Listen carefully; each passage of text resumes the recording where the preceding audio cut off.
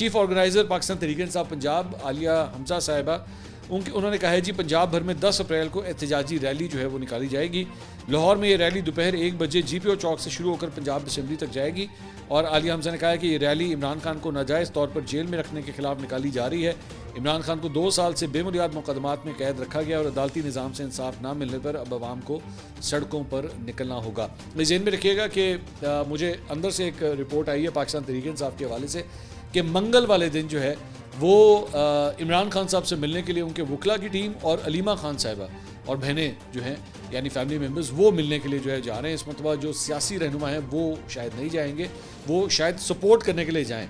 ये भी एक इरादा है कि वो शायद सपोर्ट करने के लिए इनको जाएंगे, लेकिन उनकी मुलाकातें नहीं होंगी। इस मरतबा फैमिली और वकला की मुलाकातें इमरान खान साहब से स्केड्यूल्ड हैं। लास्ट टाइम तो इनकी मुलाकातें नहीं हो सकी थी जो सियासी रहनुमा थे PTI के।